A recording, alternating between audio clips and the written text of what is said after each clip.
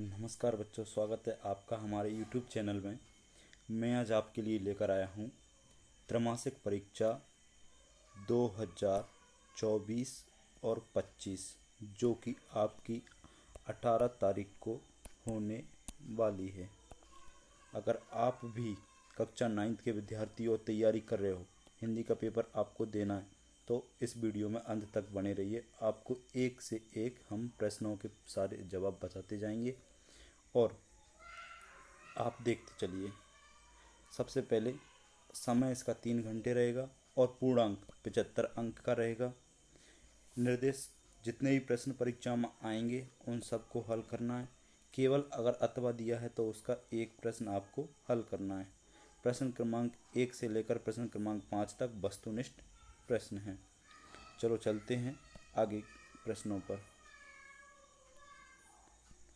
प्रश्न नंबर 1, सही विकल्प चुनकर लिखिए। इसमें केवल आपको जो 4 ऑप्शन दिए हैं उनमें से एक सही उत्तर टिक करके अपनी उत्तर पुस्तिका में लिखते चलना है। तो पहला प्रश्न है, हिंदी पद्य साहित्य के इतिहास को कितने कालों में बांटा गया है? इसका सही उत्तर है 4। इसका सही उत्तर है 4। हिंदी पद्य साहित्य के इतिहास को कितने कालों में बांटा गया है? तो 4 कालों में बांटा गया है। अगला प्रश्न है, हकीकत में किस्मत किसको कहते हैं? हकीकत में किस्मत मेहनत को कहते हैं। हकीकत में किस्मत मेहनत को कहते हैं।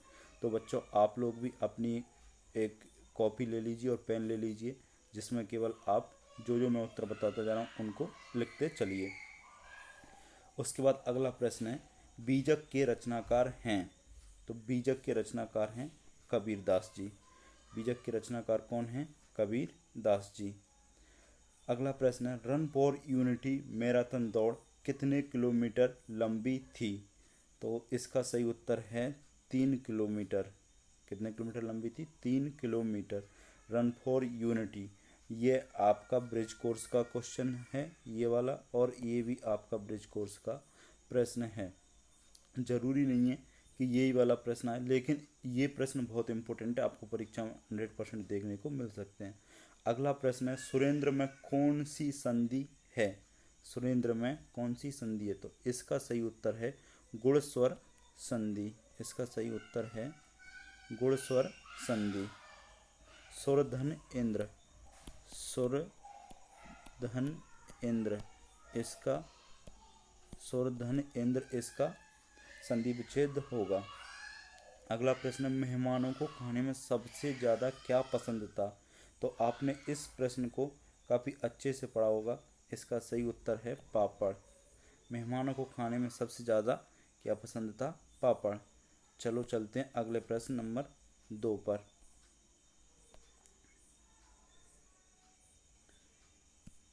प्रश्न नंबर 2 है, रिक्त स्थान में सही विकल्प का चयन कीजिए। तो इसका पहला प्रश्न है, धोखे से सफलता पाने से खाली स्थान होना सम्माननीय है।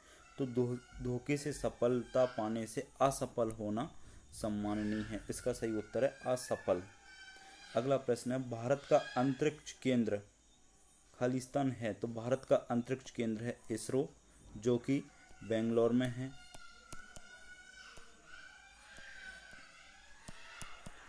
और विश्व का सबसे बड़ा अंतरिक्ष केंद्र नासा है।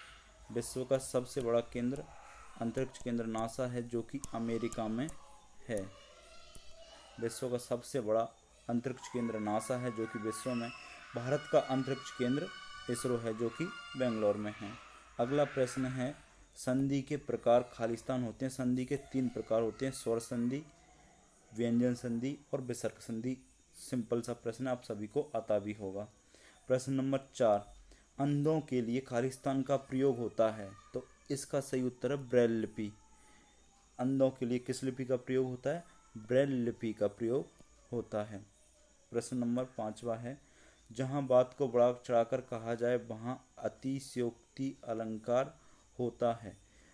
ये प्रश्न अलंकार आप लोगों को अभी पढ़ाए नहीं है, लेकिन आपके सिलेबस में नहीं है, लेकिन अलंकार में से भी एक प्रश्न आपको पूछा जा सकता है। प्रश्न नंबर 6, टेलीस्कोप की खोज ने की थी। तो इसका सही उत्तर है गैलीलियो। टेलीस्कोप की खोज किसने की थी?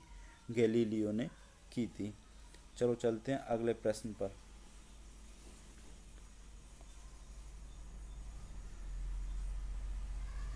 प्रश्न नंबर 3 है, सही जोड़ी मिलाकर लिखिए। तो पहला है गद्य की प्रमुख विधा। अगर इनमें देखते हैं तो गद्य की प्रमुख विधा सर आइजैक न्यूटन नहीं है, फणीश्वरनाथ रेणु नहीं है, ही भी केवल नहीं है, आलोचना गद्य की प्रमुख विधा है। तो इस पर डल जाएगा नंबर 1। गद्य की विधा, प्रमुख गद्य की विधा आलोचना है। दूसरा देखते हैं निपात। तो निपात,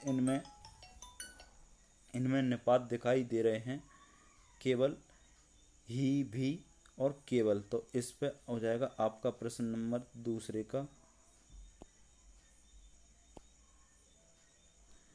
गद्य की प्रमुख विधा को मिलाया था हमने आलोचना से, और निपात, ही भी, केवल। समास, तीसरा है समास। समास की कितने प्रकार होती हैं? 6। तो समास मिल जाएगा 6 से। इस पर लिखा जाएगा 3 नंबर। उसके बाद अगला है गरीब धन ई। तो इसका बन जाएगा गरीबी। क्या बन जाएगा? गरीबी। उसके बाद प्रश्न नंबर 5 है गति के नियम। गति के नियम दिए थे सर आइजैक न्यूटन ने। तो इस पर आ जाएगा नंबर 5। इस पर आ जाएगा नंबर 5। छठवा है इस जल प्रलय में। इस जल प्रलय में, ये कृति का भाग 1 का पार्ट है और इसके लेखक का नाम है फणीश्वरनाथ रेणु। तो ये जोड़ियाँ आप लोगों को हमने मिला के बता दी हैं, एक बार अच्छे से ज़रूर याद कर लेना। चलो चलते हैं अगले प्रश्न पर। प्रश्न नंबर 4, सत्य और असत्य लिखना है। ये आपको पूरा पूरा उत्तर इसमें नहीं लिखना है। चलो देखते हैं पहला, सूरज के ब्याह में कोयल नाच करेगी। यह बिल्कुल गलत है, असत्य है। क्या है ये? असत्य है। यहाँ पर इसका सही होता, सूरज के ब्याह में कोयल सुहाग के गीत गाएगी। तो ये प्रश्न हो जाएगा असत्य। अगला है मंदिर में कंजूर की 15 पोथियां रखी थीं। यह भी असत्य है। ये भी क्या है? असत्य है। मंदिर में कंजूर की 15 पोथियां रखी थी, असत्य। मंदिर में कंजूर की 103 पोथियां रखी थी। कितनी रखी थी? 103 पोथियां रखी थी, और प्रत्येक पोथी का वजन था 15 शेर। तो यहाँ पे इसका सही उत्तर होना चाहिए था 103, लेकिन इसमें कितनी दी हैं? 15 दी हैं। तो ये वाला भी क्या हो जाएगा? गलत, असत्य हो जाएगा। इसमें नाच की जगह क्या आता? सुहाग के गीत। तो ये वाला भी सही माना जाता। अब प्रश्न नंबर तीसरा देखिए, ऊंचे कुल में जन्म लेने से कोई ऊंचा नहीं होता। ये बिल्कुल सही है। ऊंचे कुल में जन्म लेने से कोई ऊंचा नहीं होता, ये सत्य है। जब तक अच्छे कर्म नहीं करेंगे तब तक कोई भी आदमी ऊंचा नहीं बन सकता। चलो अगला प्रश्न देखते हैं। आर्थिक शब्द का अर्थ अर्थ से संबंधित होता है। आर्थिक शब्द का अर्थ अर्थ से संबंधित होता है। यह भी बिल्कुल सत्य है। अगला प्रश्न है पंडित जसराज को रसराज कहा जाता है। यह भी सत्य है। पंडित जसराज को ही रसराज कहा जाता है। अगला प्रश्न है हेलेन केलर आँख से ना देख पाने के कारण कुछ नहीं कर पाई। ये असत्य है। हेलेन केलर आँख से विकलांग होने के बाद भी बहुत कुछ कर पाई थी, इसलिए इसमें आएगा असत्य। इसमें आएगा असत्य। चलो अपने 4 प्रश्न हो गए, चलते हैं अगले प्रश्न पर। अगला प्रश्न है एक वाक्य में उत्तर लिखिए। तो सबसे पहला है झूरी काची के दोनों बैलों के नाम लिखिए और बताइए कि वे किस जाति के थे। तो झूरी काची के दोनों बैलों के नाम आप सबको पता है, हीरा और मोती। हीरा और मोती हैं, और दोनों की दोनों किस जाति के थे? दोनों की दोनों किस जाति के थे? ये थे दोनों की दोनों पछाई जाति के। कौन सी जाति के थे? पछाई जाति के। तो ये इसमें 2 प्रश्न पूछे, दोनों के उत्तर हमने आपको बता दिए। अगला है ल्हासा की ओर पाठ के लेखक का नाम क्या है? तो ये भी इम्पोर्टेंट क्वेश्चन है। ल्हासा की ओर पाठ के लेखक का नाम है राहुल सांस्कृत्यायन। राहुल सांस्कृत्यायन। राहुल सांस्कृत्यायन। आप अच्छे से लिख लेना। प्रश्न नंबर 1 और 2 हो।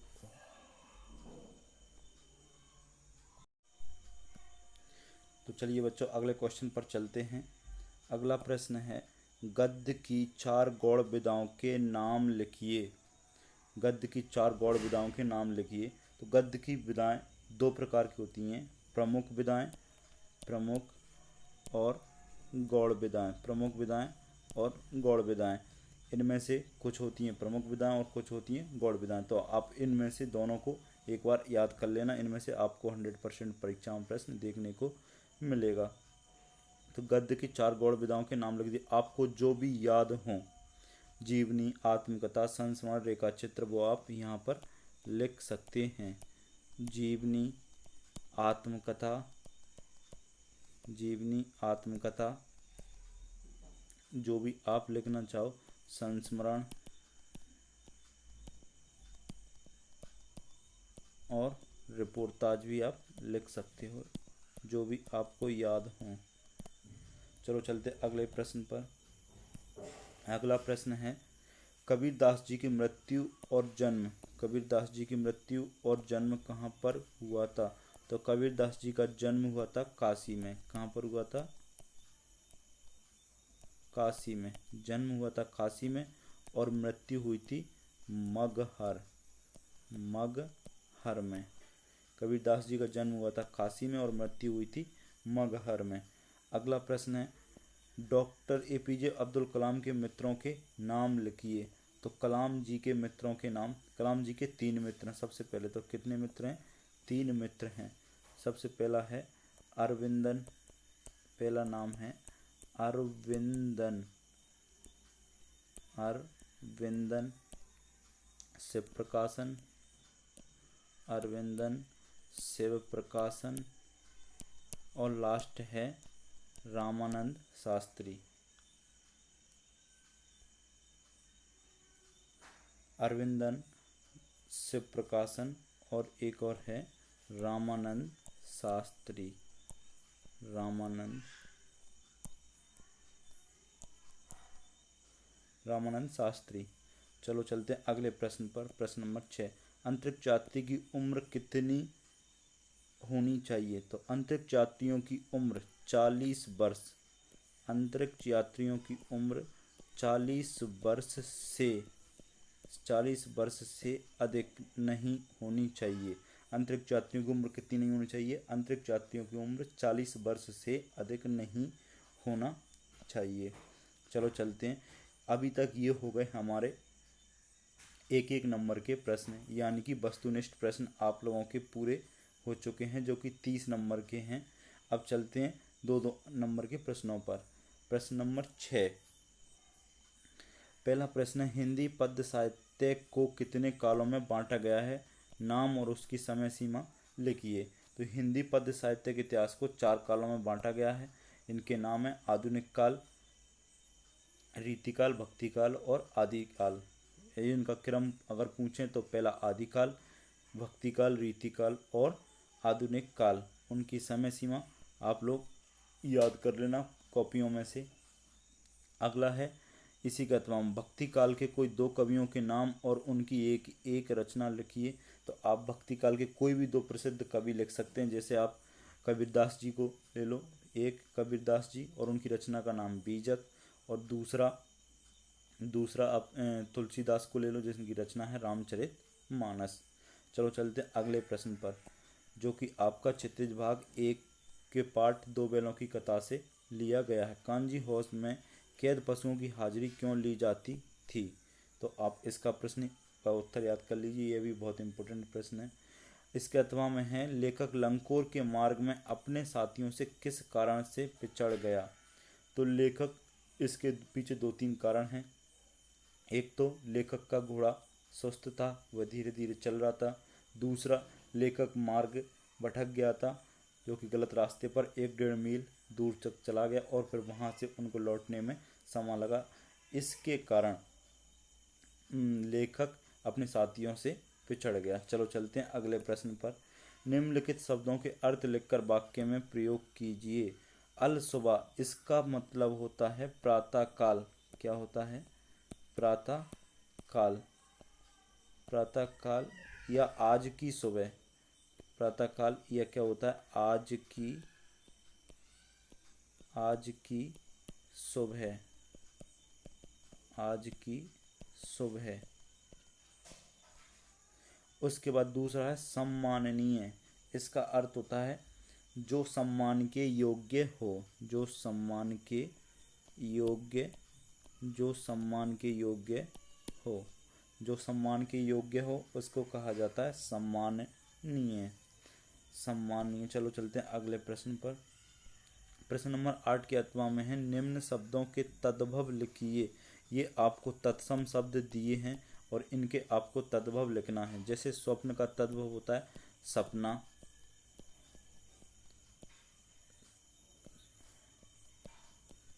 स्वप्न का सपना, हस्त का हाथ, चंद्र का चांद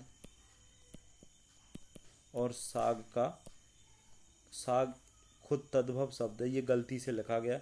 इसका साग होता है सही और इसका जो तत्सम शब्द साग होता है और तद्भव साग होता है, तो इसमें ये मिसप्रिंट हो गया है। चलो चलते हैं अगले प्रश्न पर। निम्न मुहावरों का अर्थ लिखकर वाक्य में प्रयोग कीजिए। तो पहला है आँख का तारा होना। आँख का तारा होना, इसका अर्थ होता है बहुत प्रिय होना। जैसे कि मोहन उसकी माँ का आँख का तारा है। अगला है ईंट का जवाब पत्थर से देना। इसका मतलब होता है कड़ा जवाब देना। इसका मतलब क्या होता है? कड़ा जवाब देना। जैसे इसका वाक्य में प्रयोग करो, आज के युग में कोई भी गलत काम को नहीं सहता है बल्कि ईंट का जवाब पत्थर से देता है। तो आप इस तरह से इनके वाक्य में प्रयोग और अर्थ लिख सकते हैं। इसके अथवा में है संधि और समास में कोई दो अंतर। संधि और समास में कोई दो अंतर। संधि और समास में कोई दो अंतर। आप संधि की परिभाषा और समास की परिभाषा और इनके प्रकार लिख के इसमें अंतर दर्शा सकते हैं। चलो चलते हैं अगले प्रश्न पर। अगला प्रश्न है बाढ़ पीड़ित क्षेत्रों में कौन कौन सी बीमारियां फैलने की आशंका रहती है। इसके अथवा में पान वाले की बिक्री अचानक क्यों बढ़ गई थी। आप इन प्रश्नों को अंडरलाइन करके लिख के इनके प्रश्नों को उत्तर जल्दी से जल्दी याद कर लें। ये आपको कल ही परीक्षा में देखने को मिलेंगे। इसके बाद प्रश्न नंबर 11, अपने मनपसंद की कोई एक कविता लिखिए। जो भी आपको याद हो वो आप लिख सकते हैं। इसके अथवा में है निम्न में से कोई दो शब्दों की, इसमें मिसप्रिंट हो गया, निम्न में से कोई दो शब्दों की संधि विच्छेद कर उनका नाम लिखिए। तो हिमालय, हिमधन आलय, इसमें है दीर्घ स्वर संधि। दूसरा है गणेश, गण धन ईस, इसमें है गुण स्वर संधि। ठीक है, तो आप कोई दो करने थे, आप हिमालय और गणेश कर सकते हो। चलिए अगले प्रश्न पर चलते हैं। प्रश्न नंबर 12। प्रश्न नंबर 12 है निपात शब्द किसे कहते हैं, उदाहरण दीजिए। तो निपात शब्द की परिभाषा है वाक्य में किसी बात पर जोर देने के लिए जिन शब्दों का प्रयोग किया जाता है उन्हें निपात शब्द कहते हैं। निपात शब्द की कौन कौन से होते हैं? ही, भी, ना, केवल, भर, इस प्रकार के जो शब्द होते हैं उनको निपात शब्द कहते हैं। उदाहरण आप कोई सा भी लिख लीजिए, मैं केवल हिंदी पढ़ाता हूँ। इसके अथवा में है समास किसे कहते हैं, समास कितने प्रकार के होते हैं। तो आप समास की परिभाषा याद कर लियो, समास के प्रकार याद कर ली। समास के प्रकार होते हैं 6। अगला प्रश्न है मनुष्य ईश्वर को कहाँ कहाँ ढूंढता फिरता रहता। यह आपकी चित्रित भाग 1 के कबीर के पाठ से लिया गया है। आप इस प्रश्न को भी याद कर लीजिए इसका उत्तर, यह भी बहुत इंपॉर्टेंट प्रश्न है। जो मैं आप लोगों को पूरे प्रश्न बता रहा हूँ, इनमें से 80% या 70%, 100% पूछे जाएंगे। 70 से 80% प्रश्न आपको परीक्षा में देखने को मिलेंगे। तो आप एक भी प्रश्न ना छोड़ें, अंत तक वीडियो में बने रहें और पूरे के पूरे प्रश्नों को देखकर ही आप उनके उत्तर याद करें। चलो अगला प्रश्न है मानसरोवर से कवि का क्या आस है। तो मानसरोवर से कवि का मन रूपी सरोवर से है जिसमें स्वच्छ विचार रूपी जल भरा है और आत्मरूपी हंस उसमें क्रीड़ा कर रहा है। तो इसका प्रश्न का उत्तर भी आप याद कर लेना।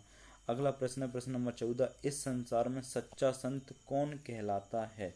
तो ये भी कबीर वाले पाठ का है, आप इसको भी अच्छे से याद कर लें। अगला प्रश्न है, छोटी बच्ची के मन में बैलों के प्रति प्रेम क्यों उमड़ आया। तो ये आपका दो बैलों की कथा पाठ से लिया गया है, आप इसका भी प्रश्न का उत्तर याद कर लें। चूँकि समय कम है, मैं आप लोगों को जल्दी जल्दी बता रहा हूँ, केवल आप प्रश्न या स्क्रीनशॉट ले लीजिए या प्रश्न नोट करते चलिए, जिससे आप उनके उत्तर याद कर सको। प्रश्न नंबर 15 है, निम्न शब्दों का प्रयोग करते हुए एक कहानी लिखिए। काकी, कचौरी, गांव बूढ़ी, मेहमान, पापड़। आप एक ऐसी छोटी सी कहानी बनाइए 2-3 लाइन की, जिसमें ये सारे के सारे शब्द आप उसमें लिख सको। जैसे एक गांव में बूढ़ी काकी रहती थी, उसके घर पर मेहमान आए और बूढ़ी काकी ने मेहमानों के लिए कई तरह के पकवान बनवाए, जिनमें कचौरी और पापड़ प्रमुख थे, और मेहमानों को भी कचौरी और पापड़ बहुत पसंद आए। इस तरह की आप कहानी लिख सकते हैं, तो भी आपका उत्तर सही माना जाएगा। इसके अथवा में है, पंडित जसराज किस घराने के थे और वह क्या काम करते थे। तो इसका प्रश्न का उत्तर है, पंडित जसराज मेवाती, पंडित जसराज मेवाती घराने के थे और वह संगीत कौन थे, संगीतकार थे। कौन थे, संगीतकार थे, वह गाने का काम करते थे। इसके बाद चलो अगले प्रश्न पर चलते हैं। प्रश्न नंबर 16, प्रश्न नंबर 16 है, अपनी रुचि के बारे में विस्तार से लिखिए। आपकी जो भी रुचि है उसके बारे में आप अपने मन से लिख सकते हैं। इसके अथवा में, आज सुबह उठकर आपने क्या क्या किया, अपने शब्दों में लिखना है। इसमें आपको कुछ याद नहीं करना, आप जो करते हो सुबह वही लिखना है। और इसके अथवा वाले में, इसमें आपको अपनी रुचि के बारे में लिखना है। चलो अगले प्रश्न पर, रन फॉर यूनिटी का आयोजन क्यों किया गया था। तो रन फॉर यूनिटी का आयोजन क्यों किया गया था, यह एक दिन भुज का जो पार्ट है आपका, उसमें इसका उत्तर है, आप याद कर लीजिए। अंतरिक्ष यात्री कौन होते हैं। तो इसका प्रश्न है, अंतरिक्ष यात्री एक वैज्ञानिक होते हैं जो अंतरिक्ष की यात्रा करते हैं। चलो अगले प्रश्न पर चलते हैं। प्रश्न नंबर 18, ये वेरी वेरी इंपॉर्टेंट प्रश्न है। पानी के महत्व पर एक अनुच्छेद लिखिए। आपको पानी का महत्व, पानी से कौन कौन से फायदे हैं, इसके बारे में आपको एक 4 से 5 लाइन का एक अनुच्छेद लिखना है। तो इस प्रश्न का उत्तर भी आप जल्दी से तैयार कर लीजिए। इसके अथवा में है, रेलगाड़ी, बस, बैलगाड़ी, साइकिल, मोटरसाइकिल में से जिस पर भी आपने यात्रा की हो, उस यात्रा का विवरण अपने शब्दों में लिखना है।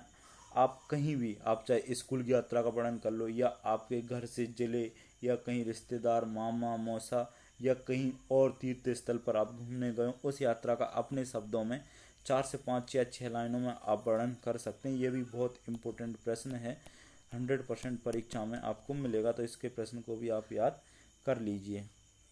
उसके बाद प्रश्न नंबर 19, अपने प्रिय शिक्षक के बारे में लिखिए। तो जितने भी बच्चे होते हैं उन सबका कोई ना कोई फेवरेट टीचर होता है, शिक्षक होता है। वो अपने शिक्षक के बारे में, उनकी विशेषताएं, वो कैसे हैं, क्या कौन सा विषय पढ़ाते हैं, और उनके पढ़ाने का तरीका कैसा लगता है, बच्चे उनसे प्रभावित होते हैं या नहीं, ये सब चीज़ें लिख के आप इसमें लिख सकते हो। इसके अथवा में, निम्न ब्राह्म चिन्हों के नाम लिखकर वाक्य में प्रयोग कीजिए। तो पहला है प्रश्नवाचक चिन्ह। इसमें आपको कोई एक प्रश्न पूछा, जैसे तुम्हारा नाम क्या है, आप कहाँ से आ रहे हो, आप कहाँ जा रहे हो, इस प्रकार के प्रश्न पूछकर आप इसका वाक्य में प्रयोग में कर सकते हैं। दूसरा है पूर्ण विराम, जब भी कोई वाक्य पूरा हो जाता है, जैसे यहाँ पर ये प्रश्न लिखा है, ये अपने प्रिय शिक्षक के बारे में लिखिए, तो इसके अंत में जो पूर्ण विराम चिन्ह लगा है उसी को बोलते हैं पूर्ण विराम चिन्ह। तीसरा है विस्मयादि बोधक चिन्ह, विस्मयादि बोधक चिन्ह, ये इसका प्रयोग आश्चर्यचकित होने पर करते हैं, जैसे कि अरे तुम आ गए, अरे क्या बात है, वाह क्या सुंदर दृश्य है, वाह क्या चीज़ है। ऐसे जब वाक्य बोलते हैं तो अरे वाह के बाद इस चिन्ह का प्रयोग करते हैं। चलो चलते हैं अगले प्रश्न पर। प्रश्न नंबर 20 में आपको एक चित्र दिया जाएगा, कोई सा भी एक चित्र आपको दे दिया जाएगा और उस चित्र के माध्यम से आपसे पूछेगा कि नहीं पूछेगा कि आप एक चित्र को देखकर चित्र में कौन कौन सी चीज़ें हैं उसके आधार पर आपको एक अनुच्छेद लिखना है। ठीक है, इसमें चित्र नहीं दिया गया है लेकिन आपको परीक्षा में एक चित्र देखने को मिलेगा और उसके आधार पर आप उस चित्र के बारे में 2-3-4 लाइन आपको लिख के उसे एक अनुच्छेद लिखना है। उसके बाद चलो चलते हैं अगले प्रश्न पर, जो कि एक इम्पोर्टेंट प्रश्न है। प्रश्न नंबर 21, अपने प्राचार्य को 3 दिवस का अवकाश लेने हेतु आवेदन पत्र लिखिए। इसके अथवा में है अपने प्राचार्य को शाला शुल्क मुक्ति हेतु आवेदन पत्र लिखिए। इन दोनों में से आपको परीक्षा में देखने को 100% मिल जाएगा। इसके बाद प्रश्न नंबर 22 में आपको एक निबंध लिखना है। निबंध यही इम्पोर्टेंट है जो मैं बता रहा हूँ। पर्यावरण प्रदूषण, वर्तमान समय में कंप्यूटर की उपयोगिता, विज्ञान की प्रगति, मानव जीवन में खेलों का महत्व, इनमें से आपको एक निबंध देखने को मिल जाएगा। इसके बाद प्रश्न नंबर 23 में आपको एक मिलेगा अपठित गद्यांश, जिसको पढ़कर आपको इन प्रश्नों के उत्तर देना है। पहला प्रश्न आपको मिलेगा शीर्षक का, जो शब्द या जिसके बारे में ये पूरा गद्यांश दिया है ये उसका शीर्षक होता है, जो कि एक शब्द में लिखा जाता है। जैसे इसमें आप जब इसको पढ़ोगे तो इसका शीर्षक भी आपको मिल जाएगा। ठीक है, उसके बाद कुछ प्रश्न आएंगे 1 या 2। इन पूरे गद्यांश को पढ़कर इन प्रश्नों के उत्तर आप इसमें लिख सकते हो। तो बच्चों, जितना मैंने अभी तक आप लोगों को बताया, पूरे के पूरे 23 क्वेश्चन बता दिए। आपसे मैं उम्मीद करता हूँ कि इन प्रश्नों के उत्तर आप अच्छे से याद कर लिए, जिससे आपको परीक्षा में अधिक से अधिक अंक प्राप्त हो सकते हैं। इन प्रश्नों में से 70 से 80% अंक परीक्षा में आपको देखने को मिलेंगे। पूरा का पूरे पेपर हम नहीं बता सकते हैं, लेकिन 70 से 80 प्रश्न आपको देखने को परीक्षा में मिलेंगे। चलो मिलते हैं अगले पेपर में। और अगर आपको पेपर पसंद आया हो या वीडियो पसंद आई तो चैनल को सब्सक्राइब करें, लाइक करें और अपने दोस्तों में ज़रूर शेयर करें।